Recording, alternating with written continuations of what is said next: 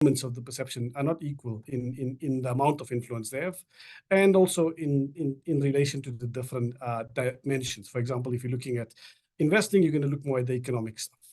Tourism, you're going to look more at issues around scenery, culture.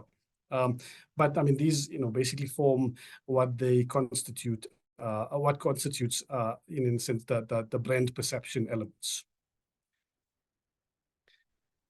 I mean, looking at South Africa's performance during the 2023-24 period. So over 10,000 people were surveyed, from 17 markets, which included, as I said, the 4 African countries, but also the US, UK, Canada, Japan, Switzerland, China, India, the UAE, Saudi Arabia. So it's looking at these different markets from these different regions, but also a big split. Latin America or the Americas covered, so too is Africa, the Middle East, and Europe. When looking at these perceptions, Bloom Consulting's score is, you're trying to get above a 3.5, which is the love mark, as they would call it.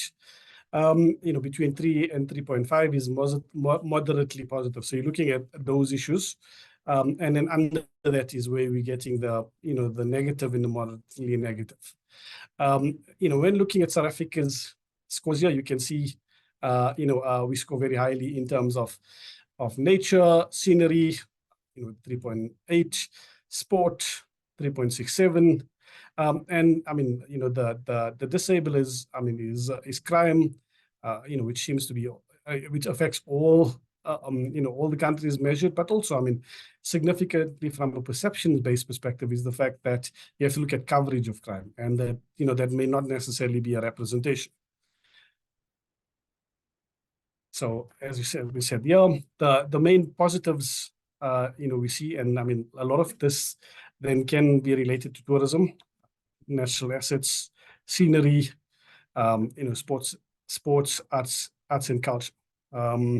Which I think are the big significant issues when we're looking at tourism, and why, as we will later see, why people, want to interact with South Africa, and what do they think when the word South Africa is mentioned. When we look at the more moderate elements, we're looking at values, education is there as well, and products. South African products are still seen quite highly, scoring the highest in the moderate category.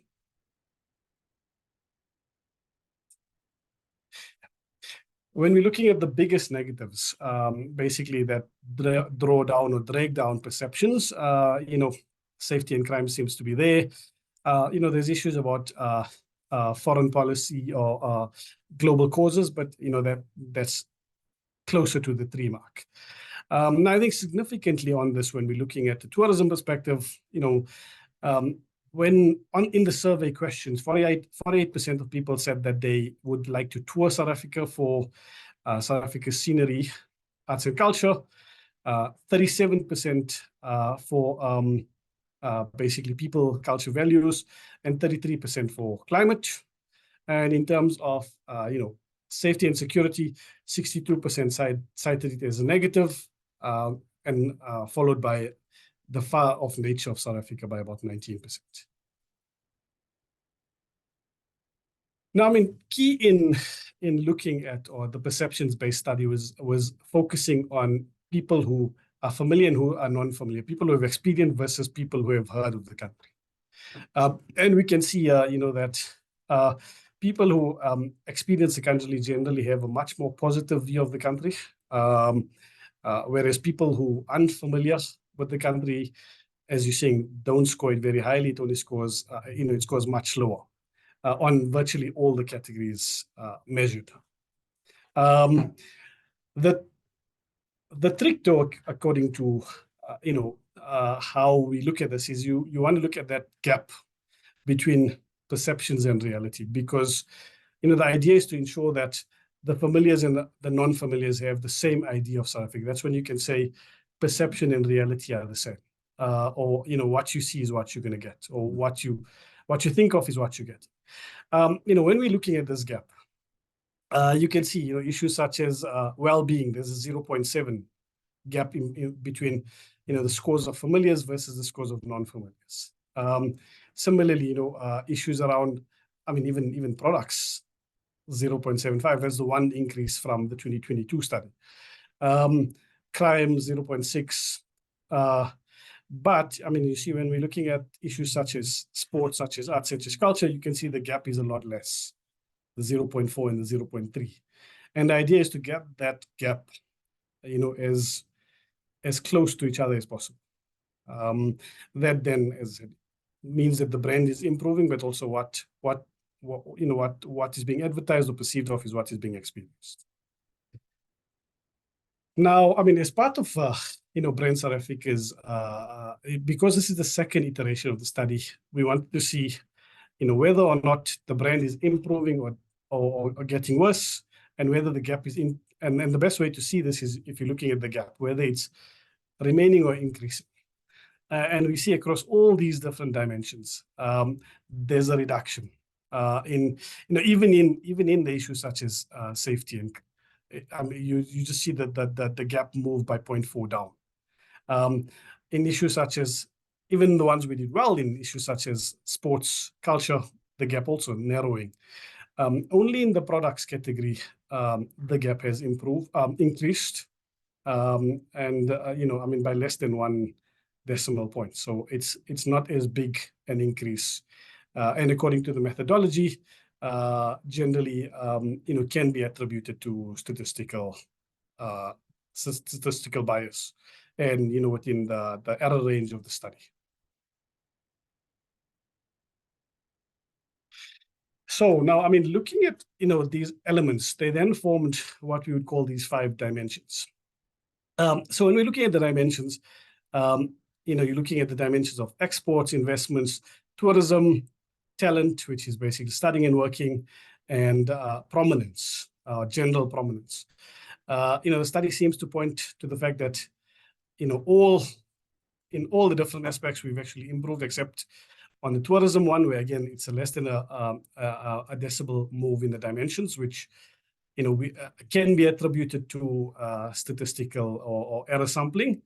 Also we've seen as part of the study that the gap or the decrease in the tourism score was seen mainly in Europe, and also because Europe is a lot more attuned to digital footprints in how they perceive the country.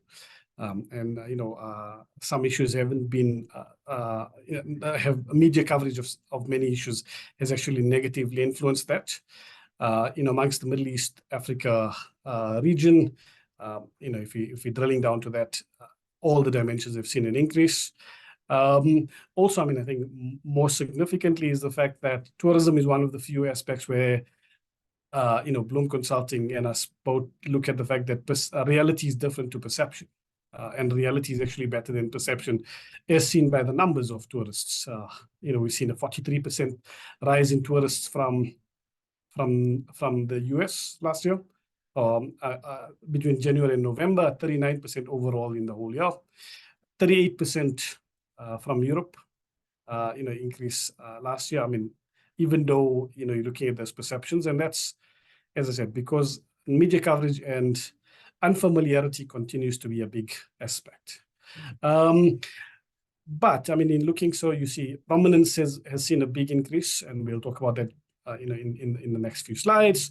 So too as exports, investments. Investments grew quite a bit, and does point to the fact that South Africa is still seen as a very important, significant market, the gateway to the African continent. And as the numbers are showing, investments are increasing quite rapidly and have increased over the past. It's by over 1,000%, from 300 million to 1.5 trillion in the past 5 years. But looking back at more tourism related and how South Africa is viewed, these are the main associations that people see or think of when they think of South Africa.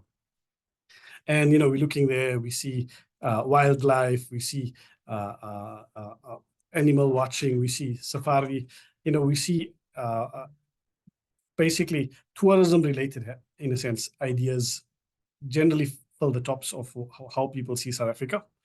I mean, there is issues about apartheid in Nelson Mandela, but that's also, again, a tourism-related way in how, or a tourism-related way as to how South Africa is viewed, and can be utilized more significantly to actually promote it. So South Africa's history is still seen as significant. But when looking at these two, I think the big factor is you look here is the positive versus, the number or what is deemed positive versus the 2022 figure.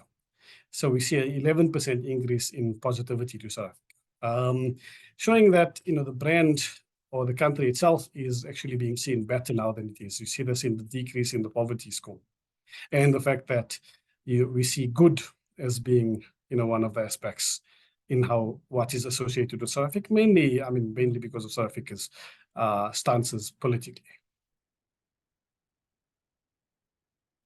So now, as part of the study, we looked at perceptions, but also what do people search when they about in relation to South Africa, what we'd call digital demand.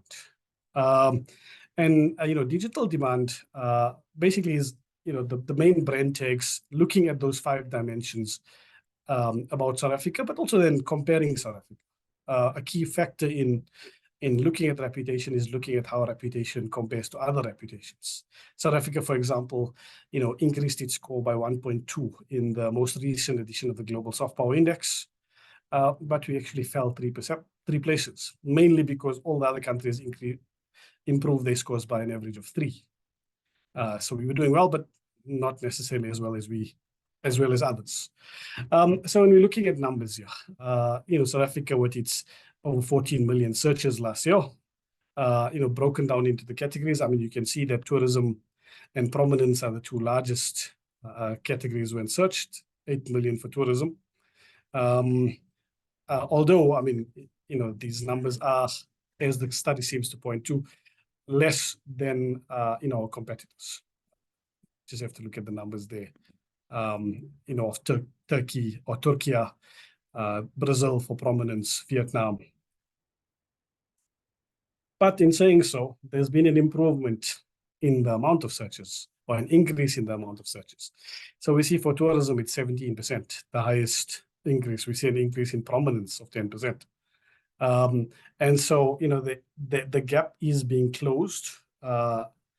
But I mean, obviously, there's a lot more to be done to make it, to get us up there and make the digital demand, or the digital demand is congruent with the perceptions of South Africa itself, and a key part in that is digital footprint.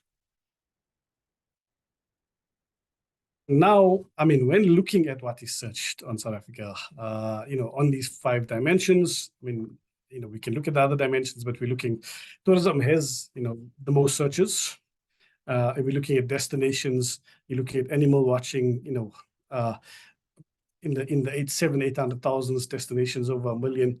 And so, these are the main hashtags that people look at when they look at South Africa.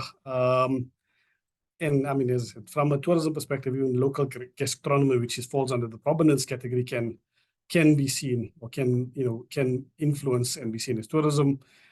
So too could issues around sports, if used correctly.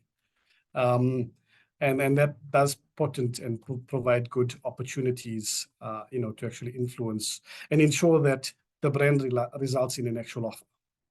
So in a sense, sweetening the deal. Now we look at markets. The study looked. So now we look at markets. This is the main, when looking at the digital demand, those numbers come from these countries mostly. From a tourism perspective, you can see the USA, Germany, the UK, Netherlands, India. India seems to be in most of these categories as a growing market. But I mean, the traditional USA, UK, Germany, all across these categories, is the most significant markets from where these searches are coming from. I mean, what you may not see there is China. And the main reason is because, for the most part, Chinese tourists, businesses use more direct channels, when trying to find information, but also many of them use VPNs. And so, looking at demand, yes, they do have, we do look at Baidu, but obviously if you're searching and changing your location, you're not going to be picked up as coming from China. And generally, those coming to South Africa do use VPNs. So what is being looked at when people are looking at South Africa? You can see issues that the genocide case, but you can also see issues around rugby, sports, tourism. These are the main factors. And before we conclude, so this is how our perceptions, our political stances are influencing our perceptions.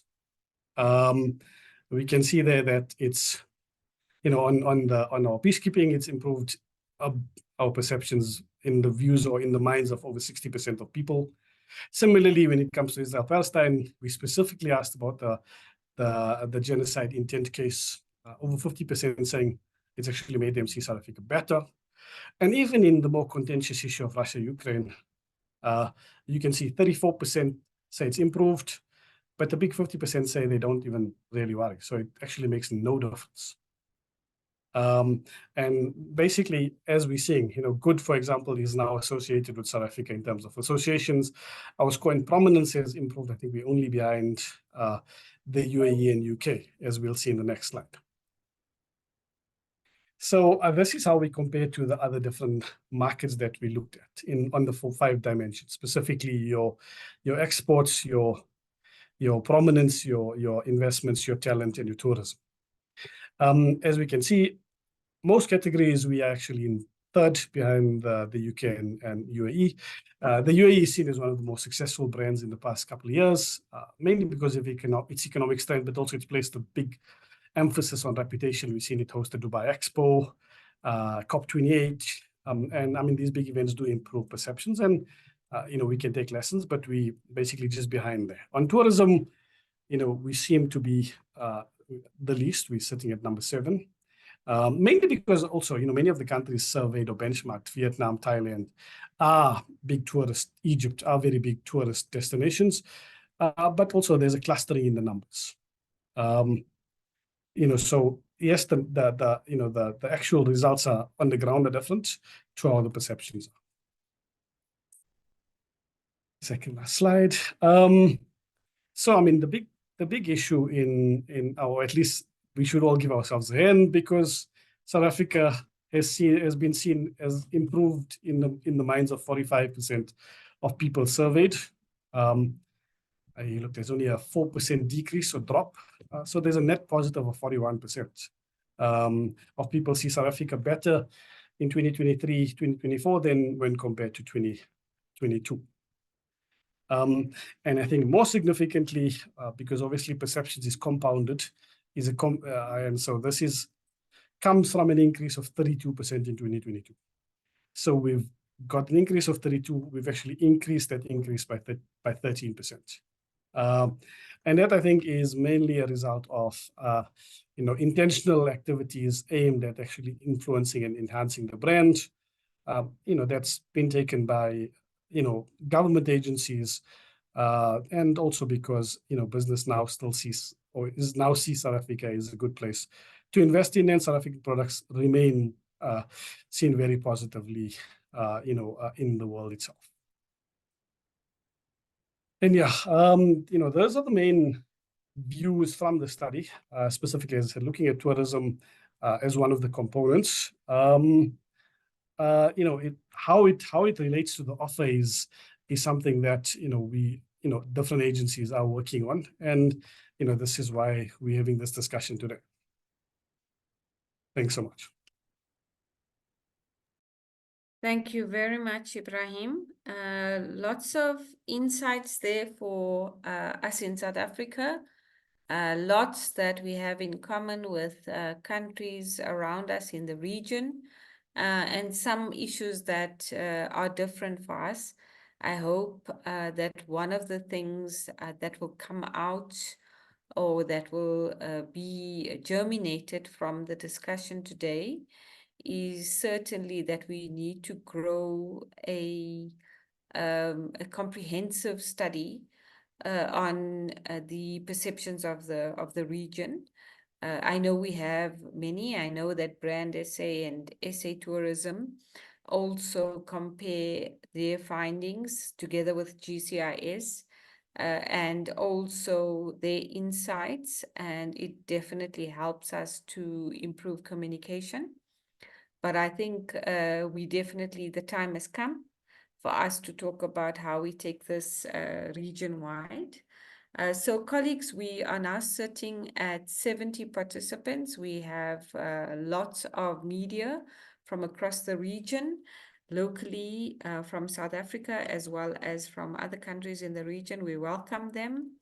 And we also hoping that we are able to move swiftly towards some very good discussion. We have had a request from the speaker from Mpumalanga to please move him further down the program as he is finishing another meeting that he is in. And I think that would be in order. So without further ado, I'm going to ask if we can receive the speaker from Gauteng to say a few words and take it from there. I see that Ntwanano from Mpumalanga is with us. That is in order. I recognize you. We're just going to see if the speaker from Gauteng is on the platform. Thanks, Chair. I'm here, facilitator. My name is Baba Gaukhanediwe. I'm the head of Baba, over to you. Yeah.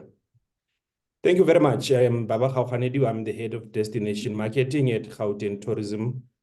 I truly appreciate the opportunity to share a few thoughts and participate in this esteemed panel from the province of Gauteng, which pride itself as the Golden City region, the glue that binds the entire country's competitiveness from the side of tourism, probably with the recent statistics released by South African Tourism and Stats SA, the province contributes over 44% of all international arrivals into the country.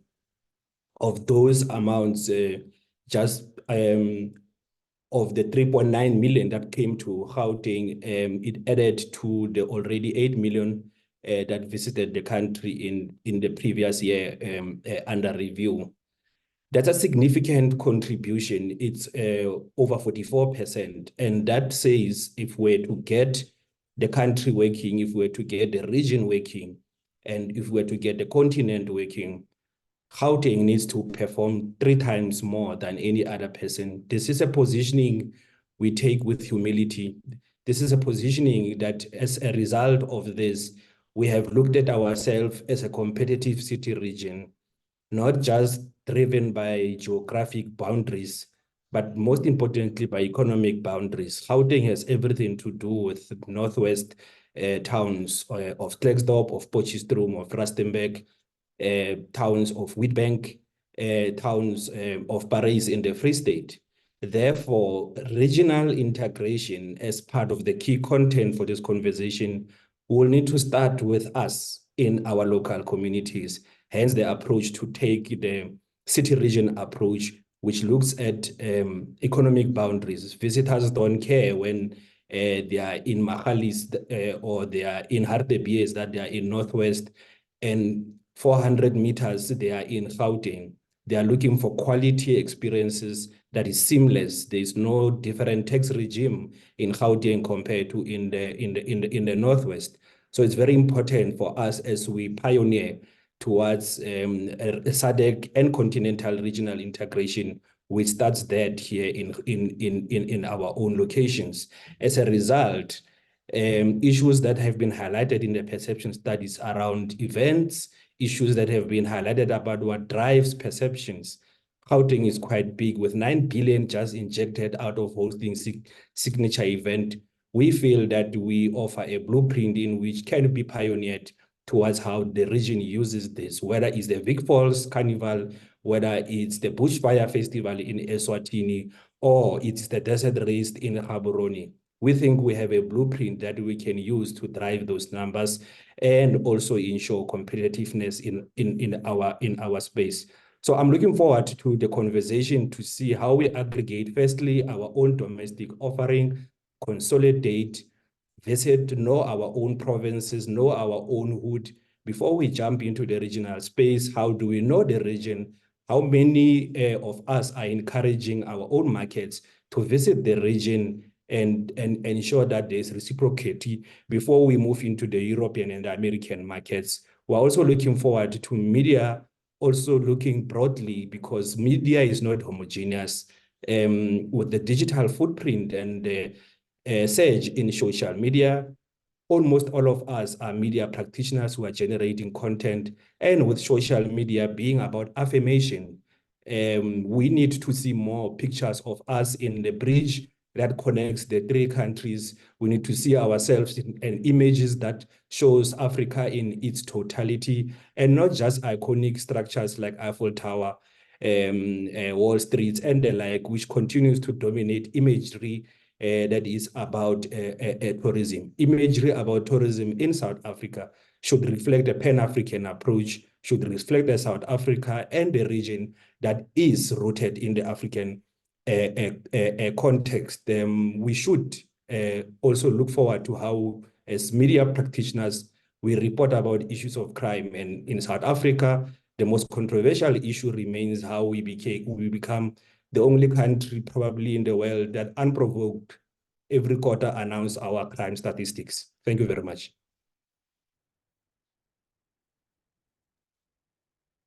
Wow, Mr. Khaoganediwe, your comments, your look, everything. I think you've said it all. Absolutely. I mean, I totally agree with you. I'm sure many people on the panel agree with you. On many of the things that you have said, we definitely need to project a different image. Even as a country, one of the things that we do, when everyone talks about who is a tourist, they think our tourists are French or Italian, when actually most of our tourists come from across the border, and you in Gauteng know that very well. I started out, in my past life, I worked for the city of Joburg, and we started you'd be, I may be interested to know, we started the Gauteng Tourism Authority then. And one only had to go and see Park Station, and you'd be completely bowled over by the number of visitors coming from across the border. So definitely we have a lot of work to do, and definitely we need to start projecting the images differently. But thank you very much for those comments. And I think we need to move on very quickly to our next speaker from Mpumalanga, Mr. Ntwanano Mtungwa. Welcome, sir, and we would also love to hear your short comments, very much in the line that we've had before. Thank you, sir. Over to you.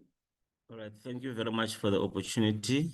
I must apologize. We're having a graduation ceremony with the Department of Tourism and the Deputy Minister, so we had to make some few remarks there. I hope I'm audible before I can continue, Chair. You are very audible. Just move your camera a little bit, or move your face. Yeah, just there we go. We can see you now, and we can hear you. All right, I'm glad you can see me, even though I'm not as stylish as Baba there.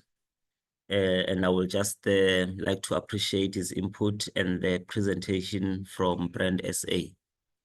What I've picked out from the presentation from Brand SA is that our country is receiving good feedback, or its image is being improved through our efforts in stopping the genocide in Palestine.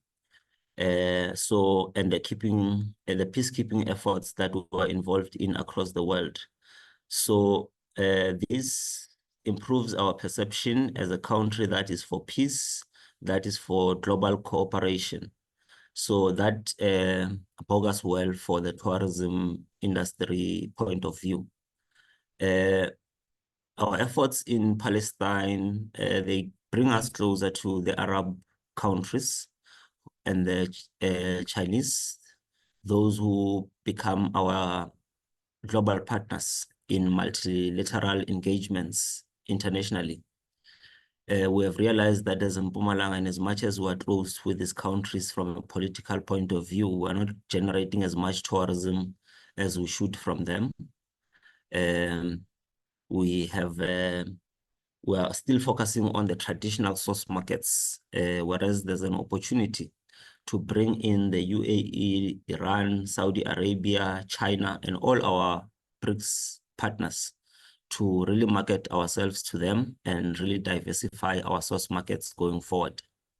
That was the first point. And linked to the issue of perception, we are receiving good feedback in terms of peacekeeping, in terms of fighting the genocide. But on the tourism side, we're challenged because there is this perception that we're an unsafe tourism destination.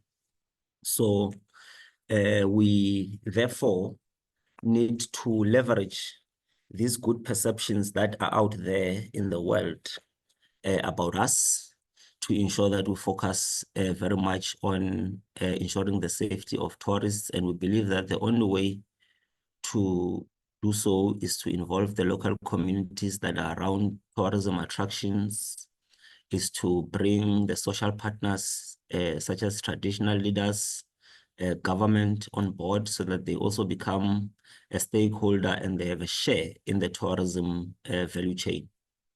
So we can only be able to do this if the communities themselves, their traditional leaders, their councillors are part of the tourism development and promotion process. So we are very much focused on the DDM, the district development model. That is why as Mpumalanga Tourism, we do not implement programs without the involvement of our district municipalities. Some of you might have visited our stand at the Indaba. We have all our districts there. We've got all our SMMEs from the province. So we're really marketing ourselves as one destination. Like Baba was saying, that tourists do not care whether they are in this municipality or that municipality. They know Mpumalanga, they know South Africa. So we then are working and building capacity for the RTOs who are providing support from a financial and marketing point of view. We participate in the district development councils of the district municipalities. We present our projects to them. We get hammered, but we want to be closer to the people so that the people understand that tourism is about them, and effectively we're marketing them. I'm then coming to the issues I'm very passionate about. As South Africans, when Europeans leave Europe to come to South Africa, they want a true African experience. So they come through OR, they fly to the Kruger Mpumalanga airport, someone picks them up at the airport, they are at the Kruger, they get to the Kruger, they see animals. As soon as they finish seeing animals, they are out of the country. No economic spin-offs are generated for the communities that are surrounding that park. These tourists, they do not interact with those people. They do not know what those people are all about. Our people are proud people. They may be poor, but they are proud of themselves. They know who they are. They are proud of their culture. And instead of us marketing a European experience in Africa for Europeans, let us market our true heritage, traditions as the African people. Yeah, so what Europeans want to see is Africans in Africa living the African way of life. So we want to divert the traffic. When the tourists come to Mpumalanga, as they leave the airport, they must meet those mamas on the streets, buy avocados, buy fruits, you know. So we believe that tourism value chain cuts across all the sectors of the economy. You need transport, you need people to build the facilities, you need a whole range, you need food, you need farmers to supply food to these people. So We are then saying that as Mpumalanga, we are tired of being of selling European kind of lifestyles from a tourism marketing point of view. When a tourist arrive at OR, they see this city region, this Gauteng city region with all the infrastructure. They'd be surprised, are we in Africa? What is happening? Baba is busy expanding the metro there. And then they come to Mbombela.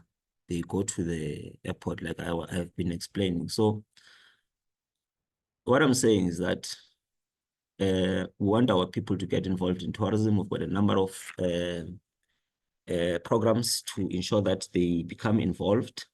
We are talking to a number of filmmakers because we are running nature reserves as Mpumalanga. We want to use them as locations for generating content for film. We've got Inzalo Ilanga, which is a place where there's empirical evidence that life started there, civilization started there. There's all the empirical evidence you can need. Some of you might have heard about the Adams calendar. You might have heard about the Goliath's footprint, but the world does not know about that. We're not packaging that. So we're talking to some of the creatives in our space to say, how do we package that, put it on TV for people to see? And in that way, we'll be encouraging tourism. We are lucky that we're launching our own regional TV station, Mpumalanga TV. We have been working very hard to break into the national radio so that we reach the domestic market. We are also, through SAT, we meet with those service providers. I'll call them service providers or agents who are located in who are spread out globally. So we make contacts with those agents. Whenever we've got content, we send to them to profile us there at no cost because SAT is paying. So this is just to demonstrate that SAT is providing support from a global marketing point of view. Some of the partnerships that we have concluded, we have Sato which is the South African Village and Tourism Organization, which most of you are aware of. We want them to bring their services to the SMMEs in Mpumalanga. So we want to provide value-added services to these SMMEs from a financial management point of view, marketing, so that we really strengthen their products, packaging, and all of that. So this set of video engagements is linked to what I said earlier on about promoting our heritage, the way of our people's lives. We are lucky as Mpumalanga. We are quite a diverse province. We've got the Ndebele people here. We've got the Swati people, the Shangani people. We've got the Mapulane people. We've got the Pedi people. Believe it or not, we also have the Zulu people staying in this province. We've got areas such as Bushbuck Ridge, diverse. All these people I've mentioned, they are living there together harmoniously, no issues. So it's a model for nation building that we can live harmoniously in our diversity. And we want to package that so that we show the world that as Africans, we are united, we are proud, and we are selling, and we are living, we are building our country. So this is linked to the issue of the presentation, the peacekeeping, the genocide efforts. So as we demonstrate that the Rainbow Nation is still alive, our people are living harmoniously, we also need to ensure that these values of Ubuntu, these values of cultural diversity, we package and sell that. Chair, please excuse me, I need to quickly charge my laptop, and I hope I'm not abusing your platform. Yeah. May I continue, Chair? Yes, I think it is time. You can wrap up, please, Okay. Ntwanana. Let me just quickly wrap up, Chair. I'll come through the discussions. I just wanted to indicate, I spoke about Sato Vito, the Gauteng Tourism Authority. A lot of the tourists, they use the port of entry, Lanseria and OR Tambo to come to the province. So want to cooperate with GTA, my brother Baba there, so that he assists us to as people come for business meetings, he markets the Mpumalanga province as well through that partnership. He hosts a lot of the middle class, the cosmopolitan urban population, which has got the money. So from a domestic tourism point of view, we are going to be, he's going to be assisting us so that he markets Mpumalanga to all those black diamonds who reside in Gauteng. So I want to close, Chair, the Triland. We have an initiative we call the Triland, where we have an MOU with the Kingdom of Eswatini, the Republic of Mozambique, where we are trying to package a Triland experience for our tourists. As in Mpumalanga, we do not have the beach. Our neighbors, they've got the beach, so we want to give the beach experience through Mozambique. So the Triland is one of the most successful programs we have been doing. We are looking at improving them. We're engaging with the industry. Natalie is here. She will be presenting. So she'll speak more on that. So to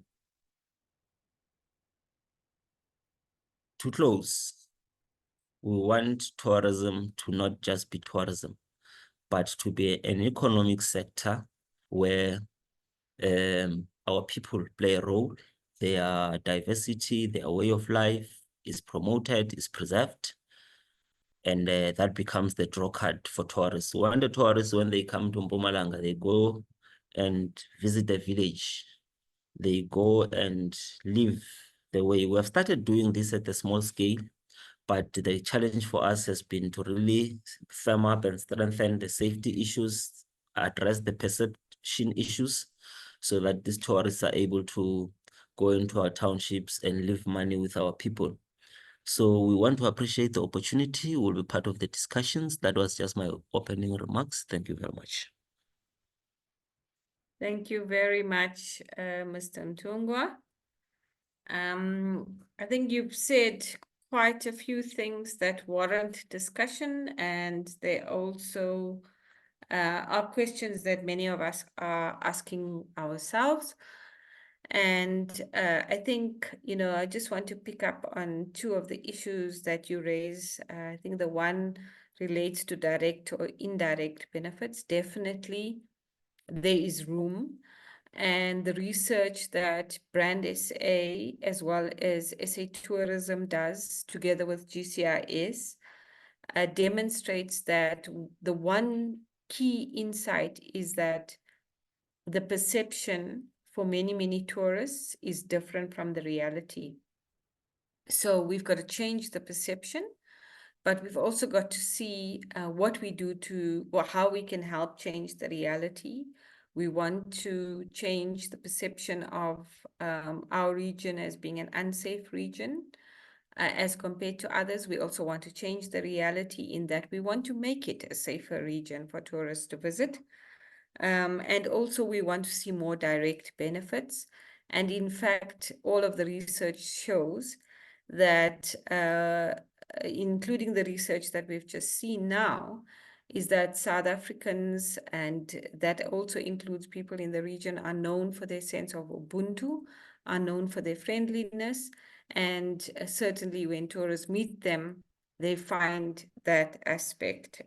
So let's see how we can bring in the next speaker, who I'm sure has also got very opinionated opinions about some of the issues that we've already been discussing, and also possibly some direction. Mr. Chifiwa Chivenga, who is the chair of the Tourism Business Council of South Africa. Welcome to you, sir. Thank you for waiting. And my apologies once again that we started late. I'm handing over to you, sir. Thank you. Thank you, Tasneem, and good afternoon, everyone. I'm not going to be long, but there's just a few things that I would want to touch on. From the Sadc point of view, and I speak, as a CEO of the Tourism Business Council of South Africa, and I'm also the interim chair of the Sadc Tourism Alliance, which is a private sector body that is comprised of apex private sector bodies from the Sadc region countries. And Natalia is going to expand on that because she's a project lead on that, and she will, speak shortly.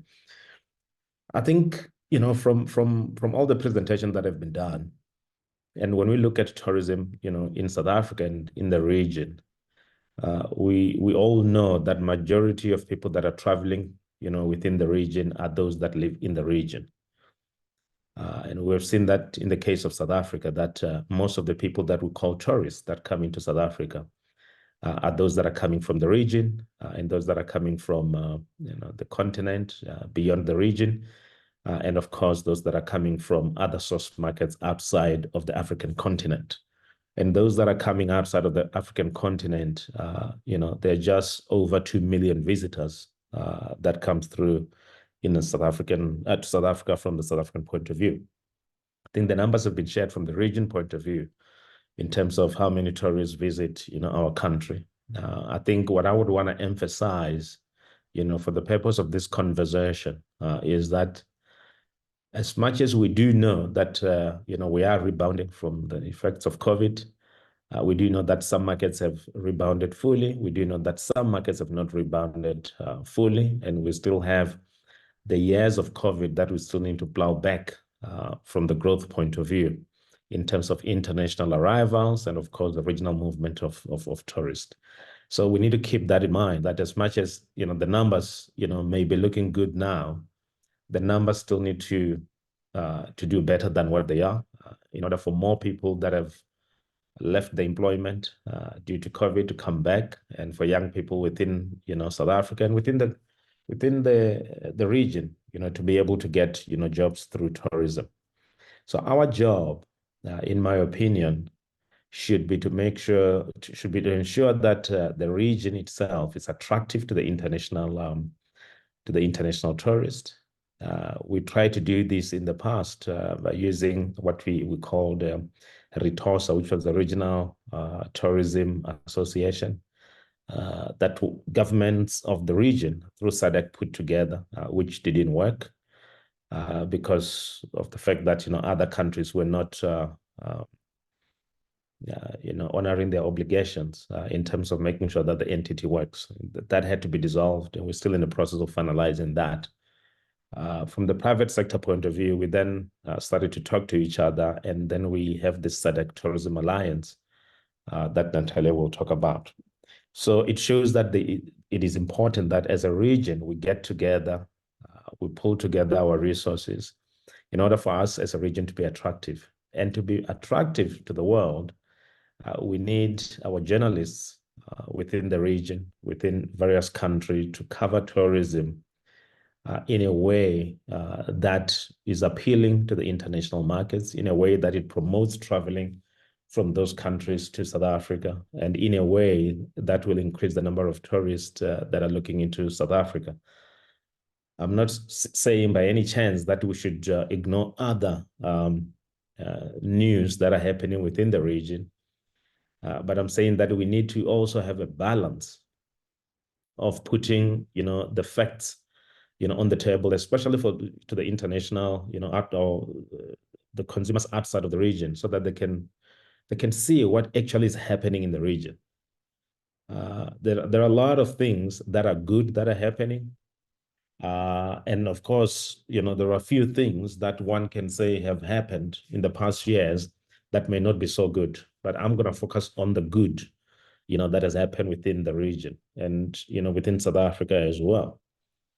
And that's very important that we look at those things, in a way that, the rest of the world will be able to say South Africa, they'll be able to say the region or any other country in the region, is worth visiting.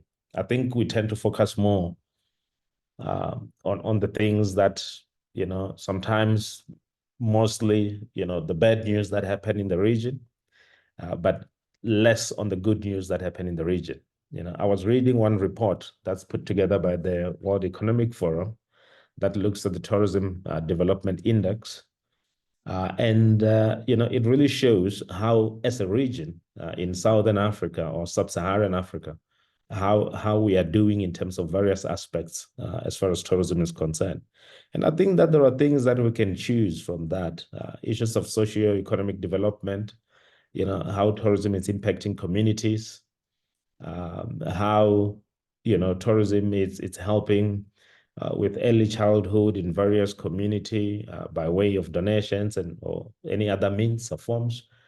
We sort of need to look for those as well. And we cover those things as well. There are many, many projects that are being done by governments to uplift communities close to tourism attractions. In South Africa, we've got projects in Mpumalanga, we've got projects in other provinces that are meant to be given to the communities. I think we need to focus on those as well. And make sure that the world knows that tourism does good for the development of the country and the development of the region. So that's going to be quite important as we look forward. And I think we need to keep in mind that the region that we live in, it's our region, and it's our responsibility to promote it, and it's our responsibility to look for those stories that may not be popular in terms of selling advertising space either on digital platforms and elsewhere, so that we can put those out there. Because the more people come into our region, the more jobs we're going to create, the more prosperous the region is going to be. So I think that we need to really pay attention to say, are we outside of just the leisure part of tourism, where most of journalists will focus on? Are we going to focus on the hard news of tourism, how tourism impact the economy, how tourism impact the labor market, and how tourism impacts communities, and what are the good stories that have happened in various communities? There are many, many people that we can profile that have worked in this industry for many, many years, of whom they were able to feed their families, and some of their families joined the tourism industry through their parents who have been in the industry for years and years. And I think featuring those type of stories, making sure that we show that there is some level of beneficiation, although it's not enough. I think it goes a long way, and it will encourage others, to follow suit. So my appeal is that as we look into all these stories that we write, we've got to look at other stories as well and emphasize them. It's very easy to write about crime. It happens every day. It's in our eyes. But it's also, equally easy to find stories, that deals with community beneficiation, or entrepreneurs within the communities, SMMEs within the communities that are working within the tourism space, that are benefiting and they're building their livelihoods. All I'm saying is that we need to find a balance as we do our work, and we need to make sure that the good news that are happening across the country, because it's not all bad news within the country, being South Africa, within the region, there are equally, if not more, good news and good stories that we need to carry out so that we can get as many people to visit, and we can get the region to be more vibrant. So my appeal is that let's look at the positive side of tourism. Let's write about those core stories of tourism. Yes, we must continue the leisure part of it, but there's business part of it, there's community part of it. There are many core stories, as I've said, that we can choose and focus on. That will do us good as a region, and that will propel our tourism prospects, and we should be able to be more competitive, and our numbers and our fortunes are going to be higher. Thank you. Thank you so much, Chifiwa. As I was writing down there, if I was a journalist, I think I would, there's so many story ideas you've given us and challenged us to take our journalism to another level. And I think I'm sure that there's going to be many people that are going to want to discuss that with you. Colleagues, taking note of the time, I do want to make sure that we have enough time for participants, for people attending the webinar to be able to ask a few questions. So I want to move with speed. Let me please welcome Natalia Rosa, who is the CEO of Big Ambitions. And for the purposes of this discussion, she's the project lead, as Chifewa said, for the Sadc Business Council. Over to you, Natalia. Thank you so much. Thank you, Tasneem, and I will try to be quick. Thank you also panelists for your inputs and also the questions that have already come through. Good morning, or good afternoon, actually. It's 12:25, the noon gun went off. Thanks for the opportunity. As Tasneem mentioned, I'm Natalia Rosa, and I am the project lead for the Sadc Business Council Tourism Alliance. And as Chief mentioned, we are the organization which is the umbrella body for the apex private sector tourism associations across the Sadc region. So in South Africa, we have the Tourism Business Council of South Africa. In Namibia, we have FNATA. In Madagascar, we have CTA, et cetera, et cetera. And our primary role is to serve as a bridge, if you will, between the private sector bodies and private sector in general and the Sadc Secretariat. We were established under the Sadc Tourism Program 2020-2030, which Tasneem mentioned a little bit earlier. And I'm very pleased to say that this document isn't another expensive strategy that sits on a shelf and gathers dust like so many of them do. It's really a great document if you feel like a little bedside reading. And you're interested in tourism and what's going to be happening in tourism in the next 10 years. Or if you like, I'm very happy to take you through it as well. And so, as I said, our mission is really to work with those private sector stakeholders and the Sadc Secretariat and other entities in tourism and beyond to implement that Sadc program 2020-2030. And the whole ethos behind that program is to facilitate inbound tourism to and within the Sadc region, the Southern African Development Community, through things like improving air access, streamlining visa requirements, facilitating smoother immigration processes. We look at skills development in tourism, regional crisis communications, and overall anything that we could possibly remove as a barrier or a challenge that would prevent that travel to and then within the region, as well as then looking at some of the opportunities that may arise, whether it's bilateral, trilateral, or regionally. So as I say, our approach is regional. We don't really look at one country and address issues that affect one country. It really has to affect multiple Sadc member states. And so, for example, a crisis that would be useful to talk about very quickly and how we work in that environment is the drought that is happening across many of the member states in Sadc, and the reputational damage that is caused by information that is disseminated potentially that doesn't have the context on the ground, essentially. So what we would do is we would work with all the different entities in those Sadc member states, from media to governments, to at least departments within governments that are involved, our members, which are the private sector associations, and we would create open communication to provide the context on the ground and ensure that we're working collaboratively rather, so that you don't get a gazillion messages from a gazillion different people, and that the messaging is aligned and it is released with agility. Just so that you know, I have a background in journalism and comms. I've worked in tourism for 20 years and in comms and journalism for 30 odd years. Yes, I am that old. And I do believe in the power of transparent and agile comms. So I'm never going to ask you to paint a pretty picture about what's happening. I'm going to ask you for balance, and I'm going to ask you to have an understanding of what tourism is. And that for me is the key opportunity. I think just talking to you today is about helping you understand the tourism industry and the value chain that sits behind the tourism industry. Because believe it or not, it is not all palm trees and pina coladas, much as I would love it to be all about people living their best lives. And so it's often not taken seriously, not even at a government level. And so we talk about this all of government approach because, you know, you might have a transport department or a home affairs department or a finance department, just even nationally making a decision which has massive repercussions for the tourism industry down the line, which you would potentially report on, but you might not think that it has repercussions from a tourism perspective. And when you really think about tourism from that value chain perspective, you'll understand that really a decision can be made in one area and it can affect another area. And we always need your help as private sector to highlight that in a very balanced way. As an example, we've just a couple of weeks ago had some messaging go out internationally about Victoria Falls running dry. So from a regional perspective, you think, well, that's not regional.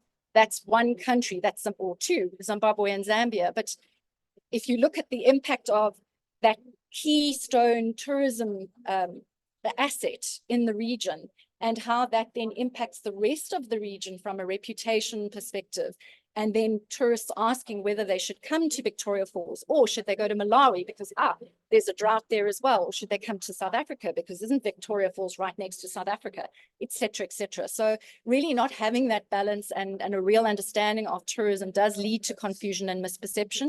And we as the private sector feel that acutely, and all of the people we support in terms of livelihoods, because then people stay away because they don't understand that it isn't all palm trees and pina coladas, and really what's happening on the ground is perhaps not what they're seeing. On the other hand, we've got incredible partnerships and support from media in many areas, as the private sector to lobby for certain improvements to get rid of those obstacles that I mentioned, and liberalized air access policies and visa regulations are just a few of the areas where you've been reporting wonderfully, not just nationally, but regionally, about the issues that actually it's a catalyst for tourism actually happening. If you don't have a visa regime, which is an easy visa regime, and air access policies which make it easier for airlines to access the destination, you really don't have tourism. And so I'm very appreciative for the partnerships we have in that space, as well as the partnerships, as Ntwanano, my colleague from Mpumalanga, was mentioning, around Triland, which comprises Eswatini, Mozambique, and Mpumalanga, and the kind of events and projects that are happening in that space to take 3 countries and to promote them as one destination, which is what we know tourists want to do. They don't want to just visit one destination as a long-haul tourist. They want to visit several destinations. Ibrahim was talking about the interest from India in his brand SA survey, but in South Africa, we have incredible difficulty tapping this market due to visa issues. There's an African Visa Openness Index, which I'm sure you guys will be familiar with, where South Africa ranks 32nd out of 54 African countries in terms of visa openness. So what can South Africa learn from its neighboring countries, which are adopting a much more liberalized visa approach, like Malawi, for example, which recently lifted their visa requirements by an additional 79 countries to boost the tourism sector. Mozambique's done it. Namibia has a remote working visa. We've been lobbying for that in South Africa for some time, and we're going back and forth with the remote working visa. So your support in lobbying for that and understanding the context and why it's important for tourism and the value chain is really very useful to us. We don't suffer from a visibility issue in the region. People who pay to travel long haul to Southern Africa know where we are. They know what our tourism assets are, Victoria Falls, as I mentioned. The real issue is around reputation management, obstacles to policy, as I've just outlined, and then this poor alignment and communication. And to be fair, we as tourism people are often not good at communicating with you, the media, proactively and transparently and in an agile way. But I feel that we really are, for the first time in the 20 years I've worked in the tourism industry, much better aligned. And I'd really welcome the opportunity for those who are keen to learn about the nuts and bolts of tourism beyond the palm trees and pina coladas to catch up with us on a regular basis, so we can give you the context on what's happening and help respond to any stories that potentially wouldn't see the light of day because you don't think that there is an angle there for tourism because you don't have the context. And this really is a key industry for the Sadc member states. And some of the Sadc member states, it's the #1 industry. In South Africa, it flicks between #2 and #3 in terms of the livelihoods it supports and the economic growth of the country and the exports of the country. So really, to work together in a way that is balanced and responsible is my greatest wish. So I think I'll close there, Tasneem. I appreciate the opportunity and I really look forward to the discussion as well as engaging with all of you after the session so that we can really get tourism to be more than palm trees and pina coladas in the mindset of just the general public, yourselves and government. Thank you for that. Thank you so much, Natalia. Also, very quickly said, but a lot in what you were saying. Thank you so much. Colleagues, I see that we are now at 68 participants. I must say, because of my initial problems in logging on, I'm not able to see the Q&A and the chat, but Timber is going to assist me. But what I'm going to do before we open up the floor, I'm going to ask the panelists to please write in the chat for everyone to see the contact details of your spokespeople, or your communications people, or yourselves, if that's necessary. And I'm also going to offer to journalists that are going to take up the challenge that Natalia and Chifiwa put to journalists. I'm going to suggest that Mr. Chifiwa Chivenga is going to be open to the possibility of interviews by any of you that are keen on taking up the challenge and doing some pieces on some of the tourism related issues that he was speaking about. So while the panelists are putting their details on the chat, let me please invite Ms. Livowani Muchachi, who is a member of the Sadc Media Awards adjudication panel, to just briefly tell us about the Sadc Media Awards. I'm sure many people already know, but it's always useful to just get a good overall reminder and summary of the Media Awards and their importance. Livowani, over to you. Thank you so much. A very good afternoon to everyone, fellow panel members, and all that are in attendance today. As introduced, I speak as a representative of the Sadc Media Awards, the adjudication committee here in South Africa. As a country, we have had an opportunity to host the Sadc Media Awards within the Gauteng province. And I remember the Gauteng tourism, together with Brand South Africa, they made the experience favorable for our visitors that also included local journalists. We found that during that time, tourism actually attracted most of the interest from the delegates, and that came from all the 16 countries of the Sadc region. And this is because the tourism sector on its own within the Southern African Development Community holds immense potential, and it also offers an incredible array of opportunities for journalists, also other media professionals, including content creators in general, just to be able to explore and report on what they see and experience. So today, I'm here to share the details about the prestigious Sadc Media Awards competition, which basically celebrates excellence in journalism and also encourages the dissemination of information that supports regional cooperation and integration. And by this, we mean 2 or more countries in the region working together to either solve, enjoy, or deliberate on issues that at the end of the day empower the general citizen within Sadc. Now, most of the journalists have asked us before to say, but what kind of stories do you need? What kind of stories qualify? And today, from the different speakers, we heard that the Sadc region is blessed with diverse attractions that journalists can also report on. In the past, we have received competition entries from journalists that focused on uncovering and sharing these kinds of stories, shedding light on the unique aspects that make South Africa and the region a prime destination, either for ourselves or even for the global travelers. So it is great to hear from the previous speaker that Mpumalanga TV is coming up. So we are grateful to hear that there'll be more platforms where journalists will be able to report on tourism efforts in Mpumalanga. And this becomes very important for us as Sadc Media Awards, because this province borders countries like Swaziland and Mozambique, and therefore it gives journalists an opportunity to be able to find stories that have the regional integration element. There were also some stories that were suggested by the CEO of Tourism Business Council, Mr. Chipua Chibengwa, and it's also great to hear, Natalia, that you say that journalists won't be asked to sort of paint a pretty picture, but be left to report objectively on these kinds of stories. So we are really grateful for that.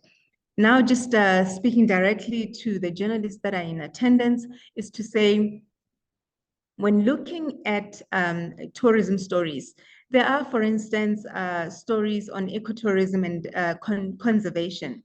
Our region is renowned for its rich biodiversity, conservation efforts that are there. We can look at stories around wildlife conservation initiatives, such as those that are in the Kruger National Park in South Africa. And if you'd like to report on another country within the Sadc region, for instance, we can look at stories coming from the Chobe National Park, where we can highlight the importance of preserving, the national heritage. There are other stories that we can suggest on cultural tourism, whether it's also adventure tourism, the Drakensberg Mountains, bungee jumping. All that is there that some of the speakers have already highlighted on. And also what is of importance would be knowing and recognizing that tourism is a vital economic driver within the Sadc region itself, as we heard from one of the speakers as well. And this also enables us not to only report on the nicer kind of stories, if I can put it that way, but it also gives an opportunity for investigative pieces on how tourism contributes to local economies, the challenges faced by the industry, and the potential for growth to provide valuable insights to stakeholders and also policymakers. Now, let me quickly get into what you can benefit then from entering the Sadc media competition, where we have 4 categories. We have the photojournalism, print journalism, television journalism, and also radio journalism. Our prizes, we have 2 levels, where we have the first prize where you get $2,500 and the runner-up for each category gets $1,000 US dollars. And it's also interesting to know that within the Sadc region, these are the only awards where you get awarded in front of all 16 heads of states. These are presidents coming from all the countries within the Sadc region, sitting and waiting to see which country has won the Sadc Media Awards leg of that particular year. And this year, the winners will be announced during the opening ceremony of the 44th Sadc Summit Heads of States and Government in Zimbabwe.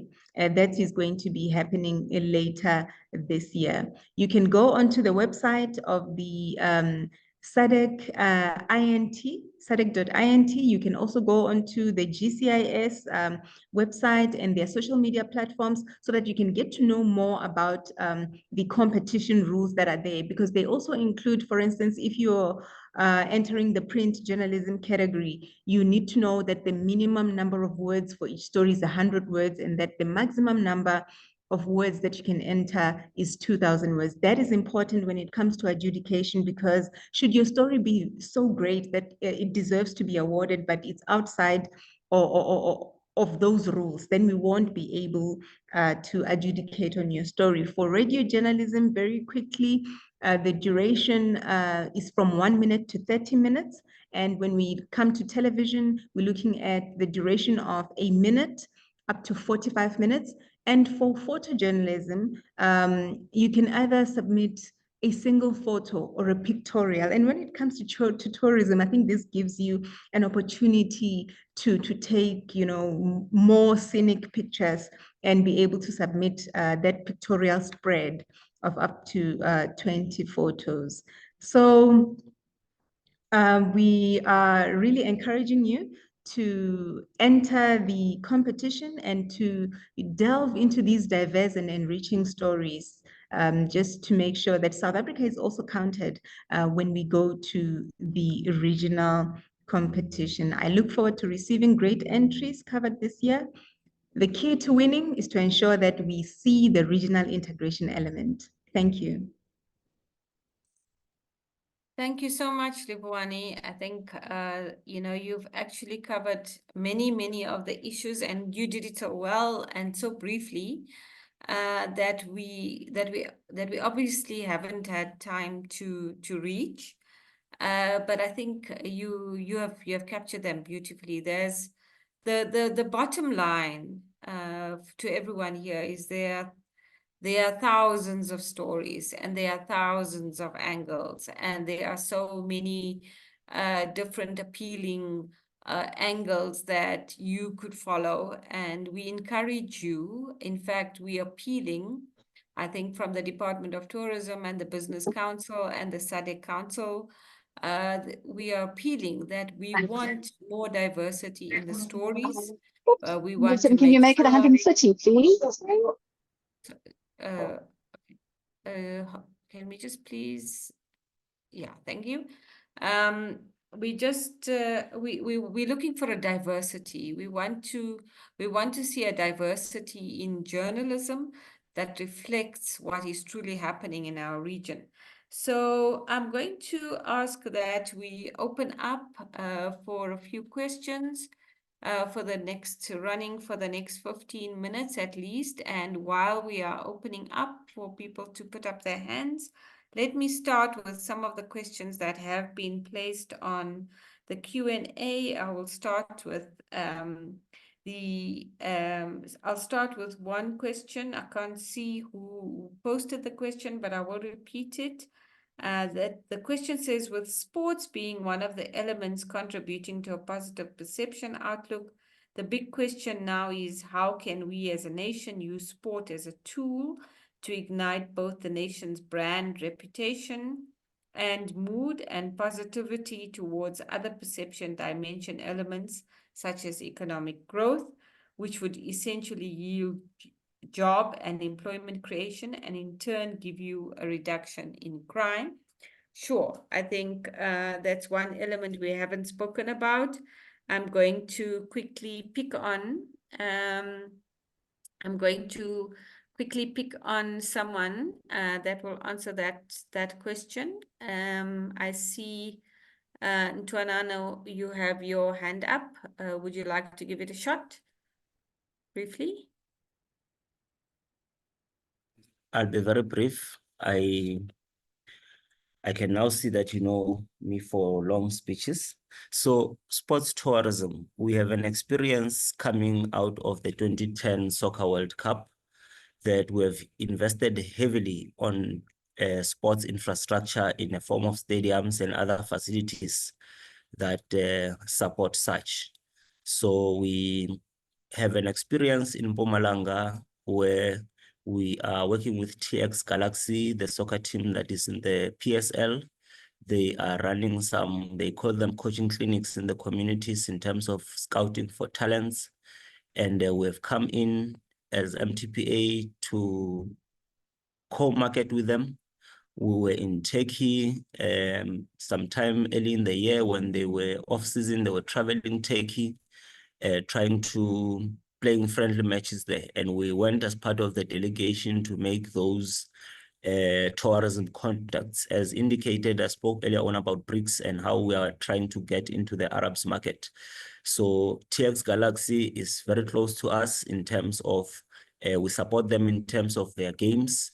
At the Mbombela Stadium, we've bought a suit as MTPA, where when there are sports events, such as the one taking place on the 1st of June, we get all the tourism stakeholders there, we network them, and as such, we make sure that sports tourism really gains traction. We are working very hard to ensure that the Mbombela Stadium does not become a white elephant. We are hosting sports games there, we are hosting events there, so that the Mbombela Stadium really becomes a hub of activity. It is surrounded by a community of Matafin which was a community that was suffered. The land was taken over. The Mbombela Metro is built on their land. And through this sports tourism, through these events, very soon we are focusing on golf because we've got many facilities that are golf related. So golf is one of the sports we're focusing on. We're trying to introduce basketball, especially in the rural areas. In Bushbuck Ridge, there's a basketball tournament there that we're looking at working with. We also have a high altitude sports center in the municipality of Emakazeni in Belfast. This is a high altitude sports center we've been trying to build for the 2010 Soccer World Cup. Fortunately, is currently under construction. So those of you who understand sports and how the high altitude, how strategic that is, you can come in and explain further on that.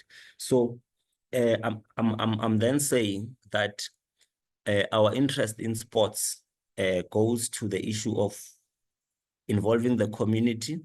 It's about making sure that the 2010 legacy project of having the iconic Mbombela Stadium located in a rural area benefits the people of the local area. When we have events, we bring the food vendors from the locals.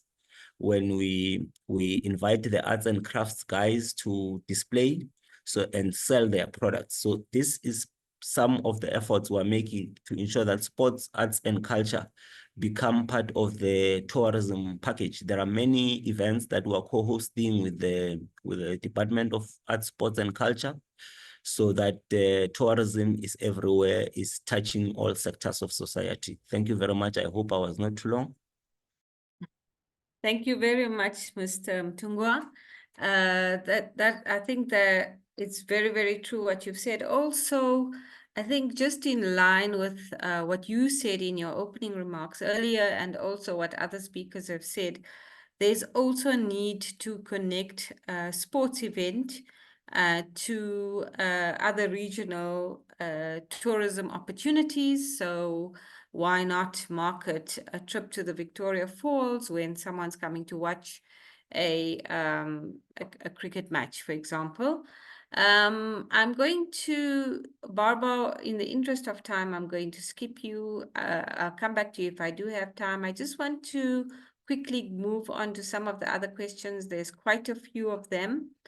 But I think this one has been answered very well by Ntwanano. So let's go on. There's another one here about how do we compare in the Sadc region compared with Mauritius, which is part of our region, but is a big player in the tourism space. Have we looked at some of the lessons we could have learned from Mauritius? And as the happiest country in the region, but from a tourism perspective, can I just see, I'm going to pick on Chifiwa. I think you are going to be able to answer this. Are you here, Mr. Chivenga? Yes, I'm here. And I'm trying to figure out the best way to answer this. Number one is that, yes, Mauritius is big on tourism. And simply because tourism is probably one of the few sectors that they have, it doesn't necessarily mean that we don't, as South Africa, we don't do well in tourism. In Mauritius, you know, everywhere you go, it's tourism, it's resorts and everything else, except when you go to town, try to build up, you know, the commerce now in terms of companies having headquarters there for all sorts of various reasons. So yes, when you are in an island versus when you're in a mainland, things are slightly different. The way people live is different to how people live, you know, in the mainland, and people tend to be more sort of happier in the island, except for a few islands, of course. But in this instance, it's correct. People may have, you know, more affinity to their own country. They may be satisfied with their own country. Of course, it improves the moods, and also it becomes the happiest place, you know, to live. So it may have a correlation as such. But I think it's more so issues around socioeconomic development that gives people more satisfaction. in South African context, you know, when people say, or when we do the national satellite account, and we say that tourism has contributed less this year to the GDP, it does not necessarily mean that it contributed less if you look in real terms. It could mean that other industry did much better. You may find that there's a mining boom, and then the mines will do much better. And therefore, when you do you tabulate the statistics, mining will contribute more and others will contribute less. But you got to look at it in real terms. So in real terms, you know, the contribution in rand value or the dollar value, whatever currency it is, it's where we're going to start to see, you know, the contribution. But from the brand, country brand perception, the mood of the country, whether people are happy, I think there are many other things that contribute to that. But again, smaller places tend to have, you know, lesser problems than bigger places with various, you know, tribes and many people speak different languages and so forth and so on. You may find that we'll tend to have our own challenges from that point of view. But at the end, it's various aspects, but mostly socioeconomic. Thank you.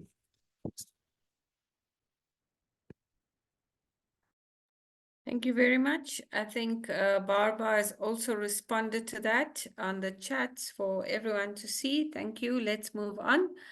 There are a number of people that have asked about tourism opportunities. I think there are many that have been spoken about already. In fact, one of our panelists, Mr. Ntungwa, was late coming to this because he was busy at a graduation of chefs, which is part of gastronomy tourism. So there are those kind of opportunities. You know, we invite people who are looking for those opportunities to contact their local tourism organizations within the province. And I'm going to ask Barbara to just expand on this a little bit so that he can respond to those people who are asking about opportunities. Please go ahead, Barbara. No, thank you very much. And I guess it's a very important aspect because beneficiation out of tourism and the broader visitor economy work is quite crucial. The mamas that are selling at Vilakazi Street are part of the first cohort of people that will work with the police to apprehend criminals who snatch bags because they have seen the benefit of tourism. They've taken their kids to school out of people buying and out of that street being so renowned. So it's very important that as we explore issues of opportunities, we're also urging the media as they report in these aspects to focus on aspects like the value and impact of tourism beyond just the glitz and glamour that support that are put up there. If you look at aspects around the sports tourism route that my colleague was speaking about, which we launched at the Africa's Travel Indaba last week, sports tourism route, music tourism routes offers an opportunity for young people, for creatives. You can imagine, colleagues, if we use former players that played for the specific team and they are part of the people that are trained to be storytellers. They are part of the new DMCs that are now offering the sports tours.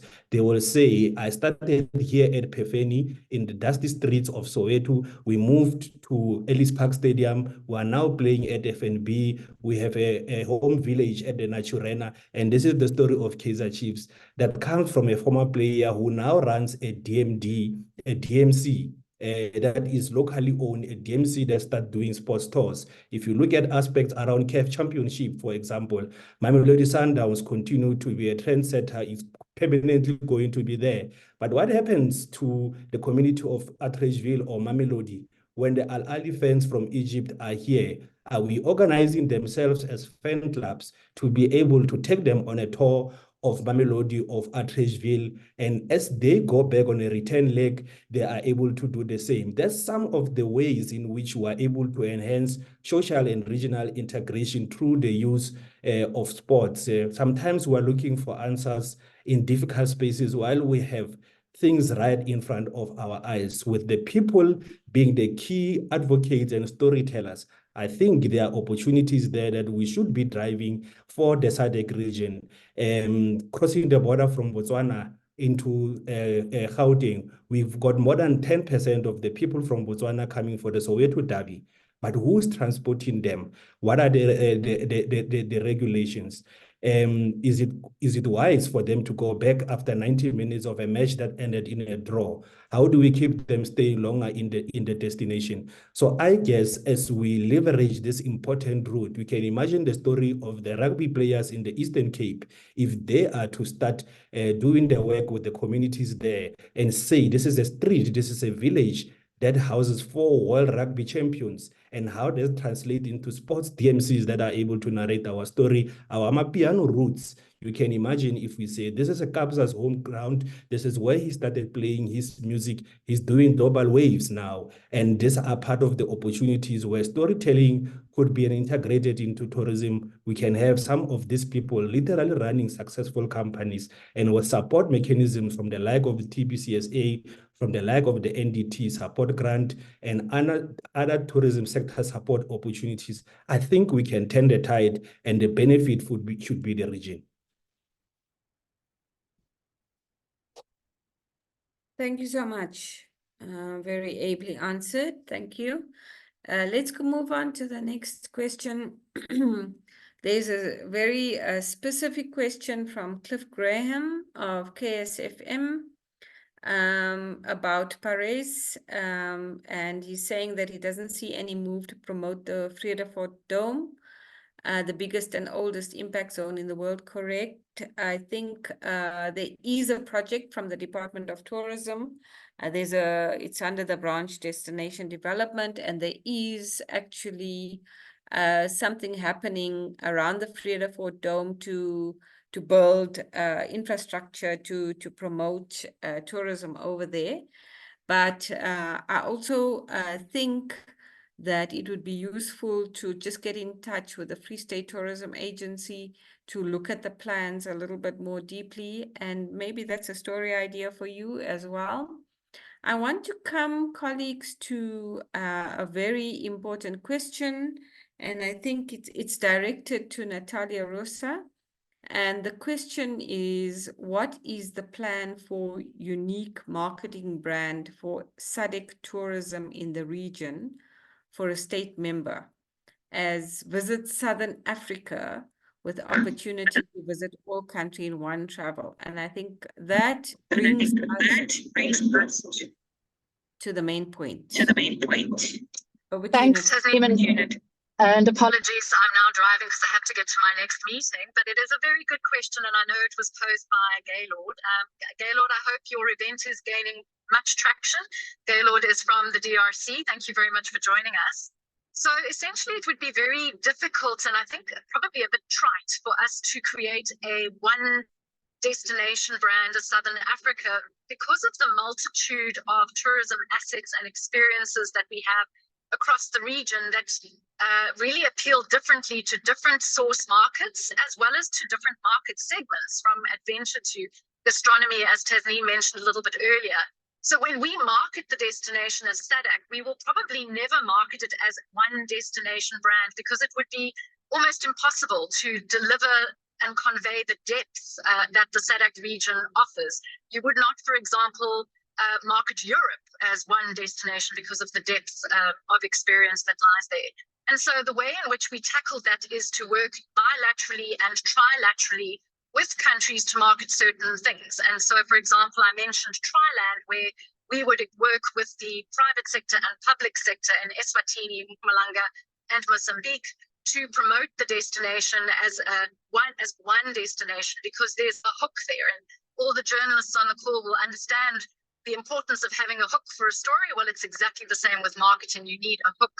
And the same would apply to transfrontier conservation areas, for example. So we would potentially market the transfrontier conservation areas across the region, because the hook is the free or free-ish movement of people and animals, wildlife across borders. So there's something that we can hook around, essentially. From a crisis comms perspective, it is a little bit different in that again, crises don't see borders generally. For example, the drought. If we have 5 or 6 countries that are experiencing a drought, again, we would pull those countries together. We would drive the crisis communication strategy. We would work with the private and public sectors to create and curate the content. And then we would expect those private and public sector bodies to disseminate and distribute the content and the context that we have provided them, because we've liaised with them on the ground and we have coordinated the response. So from a reputation management perspective, very much regional, and from a tourism promotion, destination brand promotion perspective, very much at a bilateral, trilateral state. I hope that's responded to your question, Gaylord, and thank you, Tasneem. Thank you, Natalia. Thank you, Natalia. Yeah, okay. Yes, it does, but it also puts out a challenge to us. I think both the private sector, the media sector, and government need to think a little bit more deeply about it. And then after we've done the thinking, we need to act, because I think the question does throw a gauntlet down to us. And the gauntlet is, when are we going to start marketing this region in earnest? So I think it does throw a gauntlet down to us. I hope we pick it up, and I hope we take it forward. So that brings us to an end on the questions. I want to just in summary, I want to say that some of the things that I've picked up throughout the discussion today, clearly we've got to act together as people of the South, people who live here, people who were born here in this region. We've got to work together to make sure that we address some of the perceptions of the region. We've discovered from the study that was presented that people do associate South Africa and Southern Africa with nature, savanna, safaris, animals. Those things are associated with us, as well as the friendliness of our people. And one of the things that is coming out, and that was also stressed by Mpumalanga and Gauteng, was that our political actions on the genocide case against the state of Israel has actually been beneficial in terms of our reputation, as people are seeing us as the peacekeepers. And I actually want to spend 30 seconds to emphasize that point, because it is my bugbear, that we don't do enough in this region to promote the tourism related to our political history. The world is interested in how we came to reconcile ourselves within our country, how we managed to achieve peace in the region, how the resolution of the conflict in South Africa also had ripple effects across the region, how we managed to balance being at the coal face of the Cold War, from the 80s, and how we are picking ourselves up as a region and developing ourselves as a region and individual countries. Also, other issues around crime and safety. Yes, we do have our fair share of crime. So do other regions. How do we report about it? When are we going to start talking about not only the fact that the crime happened, but how quickly we reacted to it, how satisfactorily we responded to the needs of the victims, and how we are working together to make our region a safer place, how technology and modernity are being used to promote tourism in our region. And we also spoke about trying to cover the hard news of tourism. What is the economic impact? What is the political impact? What are the good stories to tell about the region, about the sector, about the people? Are we doing profiles of business, profiles of communities, profiles of collaboration within the public and private and in between different countries in the region? What are the opportunities there? As Livuani reminded us, there's many different aspects within the field of tourism as well, to come up with good story angles and to think about how we can develop those story angles into near profiles, focuses, and opinion pieces. I want to suggest one other thing that all the panelists were saying, but they just didn't use these words, and that is that Southern Africa also presents opportunities for thought leadership in a number of different areas. Primarily, we are looking at new models of how we are taking forward the development of our countries as well as the development of our region. We do so in a way that takes the communities with us and make sure that communities are part of and benefit from. One only needs to think about the project at the Kruger National Park, where for the first time ever, they are looking at how to test the hearing of rhinos, and it is a world first. One only needs to look at the dinosaur park that is being built at Golden Gate. One only needs to look at the information center that is being built in the Northern Cape in Sutherland, where we're going to be looking at astronomy tourism and how people can come to our country to look at the skies through the telescopes, through the massive telescopes that we have built there, as well as listen to the radio signals. And coming back to the initial point that I made, which is that how our case on genocide at the ICJ is not anything new, but it is part of who we are. It is part of our history.